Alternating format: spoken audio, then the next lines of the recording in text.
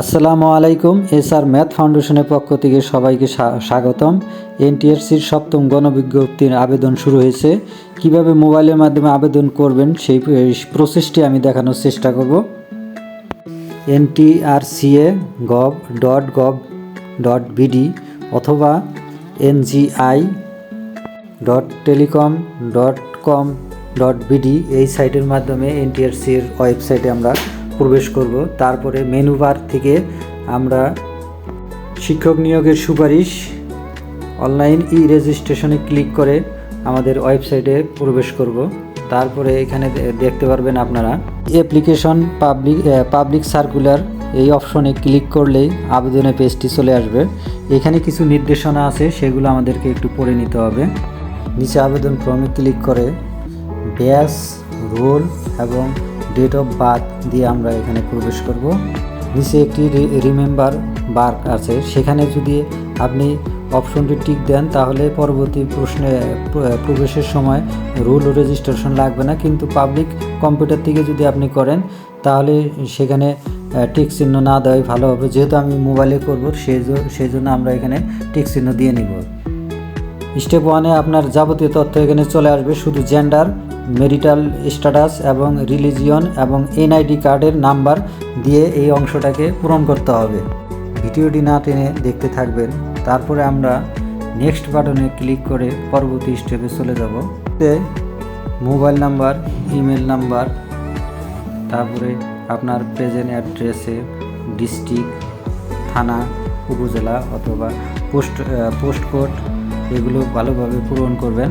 তারপরে পার্মানেন্ট অ্যাড্রেসের মধ্যে সেমভাবে আপনার নিজ নিজ জেলাগুলো পূরণ করার চেষ্টা করবেন যাতে কোনো ভুল না হয়, এবং পোস্ট কোড এগুলো ঠিকভাবে দিবেন।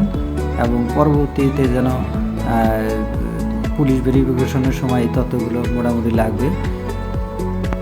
আমি কুড়িগ্রাম জেলার দ্বারা এই তথ্যগুলো দেখানোর চেষ্টা করছি।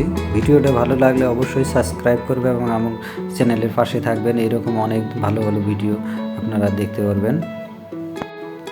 তারপরে আপনারা পরবর্তীতে অপশনে নেক্সট বাটনে ক্লিক করে পুলিশ ভেরিফিকেশন এরিয়ার এই তথ্যটি পূরণ করার জন্য এইখানে ডিভিশন, ডিস্ট্রিক্ট অ্যান্ড থানা তথ্যটা পূরণ করবেন আপনার নিজ নিজ স্থায়ী ঠিকানা অনুযায়ী। তারপরে আপনি নেক্সটে ক্লিক করে চতুর্থ ধাপে চলে যাব। এই ধাপটি আমাদের জন্য খুবই গুরুত্বপূর্ণ। এই ধাপে আপনার শূন্যপদের লিস্ট চলে আসবে। আপনি এখানে অল অথরাইজ, তারপরে অল অ্যাভেলেবল পোস্ট এবং ডিস্ট্রিক্ট, তারপরে আপনার অল পোস্ট ক্যাটাগরি, থানা এগুলো সার্চ দিয়ে এখানে দেখতে পাবেন। আপনি আমার পরামর্শ হলো যে আপনারা অবশ্যই শুধু জেলা দিয়ে সার্চ দিয়ে আপনার কাঙ্ক্ষিত জেলার পোস্ট কতগুলো ফাঁকা আছে সেগুলো খুঁজে নেওয়ার চেষ্টা করবেন। এখানে দেখেন আমি একটি জেলা দিয়ে সার্চ দিয়েছি। এখানে কৃষির জন্য লেকচারার কৃষির জন্য 2টি পোস্ট ফাঁকা আছে, সেইগুলো টিক চিহ্ন দিয়ে আপনারা সিলেক্ট করবেন অথবা চাপ দিলে এখানে সিলেক্ট হয়ে যাবে। তারপরে আমরা পরবর্তীতে ধাপের জন্য অপেক্ষা করব, অথবা আপনার সর্বোচ্চ 7টি চয়েস দেওয়া যাবে। আপনার পছন্দ অনুযায়ী 7টি প্রতিষ্ঠানকে আপনি এইখান থেকে সিলেক্ট করে নেবেন। তারপরে আমরা নেক্সটে ক্লিক করে পঞ্চম ধাপে চলে যাব।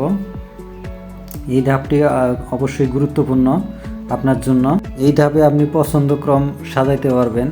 তীর চিহ্ন উপরের দিকে থাকা মানে আপনি যে কোনো পদটাকে উপরের দিকে নিতে পারবেন পছন্দক্রম। নিচের কোনো প্রতিষ্ঠানকে আপনি নিচের দিকে সারিতে সাজাইতে পারবেন। আর ক্রস চিহ্ন দ্বারা আপনি যদি কোনো আবেদনে কোনো প্রতিষ্ঠানকে আপনি না চান তাহলে আপনি ক্রস চিহ্ন দিয়ে কেটে দিতে পারবেন। যেমন আমি একটি প্রতিষ্ঠানকে এখান থেকে লিস্ট থেকে আমরা সরানোর চেষ্টা করব। এখানে 2-3 বার ক্লিক করলে অবশ্যই চলে যাবে, কারণ এই পছন্দক্রম অনুযায়ী আপনার প্রতিষ্ঠান মেধাক্রম অনুযায়ী সিলেকশন করবে এনটিআরসিএ। তারপরে আমরা নেক্সট অপশনে চলে যাব। এই অপশনটি আপনার জন্য আরও গুরুত্বপূর্ণ। আপনার পছন্দক্রম অনুযায়ী যদি এই 7টি প্রতিষ্ঠানে সুপারিশপ্রাপ্ত না হন তাহলে আপনার জন্য বিকল্প একটি অপশন আছে। এখানে ইয়েস অথবা নো অপশন দেওয়া আছে। যদি আপনি ইয়েস অপশন চালু করে রাখেন, তাহলে আমার এনটিআরসি মেধাক্রম অনুযায়ী আপনাকে বিভিন্ন প্রতিষ্ঠানে সিলেকশন করবে। ষষ্ঠ ধাপে আপনাকে ছবি এবং সিগনেচার আপলোড করতে হবে। ছবির সাইজ আপনাকে অবশ্যই 300x300 পিক্সেল এবং সিগনেচারের জন্য 300x80 পিক্সেল এর মধ্যে হতে হবে। আপনার মোবাইল থেকেও আপলোড করার জন্য ছবি অবশ্যই আগে আপনি করে নেবেন। ডিক্লারেশনে উপরোক্ত সকল তথ্য ঠিক আছে বলে আপনি এই মর্মে ডিক্লারেশন করলেন। ক্লিক করে যদি ছবি এবং সিগনেচার রিসাইজ করার প্রয়োজন হয় তাহলে উপরে ক্রপ চিহ্নর মাধ্যমে আপনি ছবি এবং সিগনেচার ক্রপ করতে পারবেন। তারপরে নেক্সটে ক্লিক করে ফাইনাল সাবমিশন করলেই আপনার আবেদনটি গ্রহণ হবে এবং ইউজার আইডি পাসওয়ার্ড ব্যবহার করে টাকা জমা দিতে পারবেন। ভিডিওটি 2-3 বার দেখে নেবেন, তারপরেও কোনো সমস্যা হলে কমেন্টে জানাবেন। ধন্যবাদ।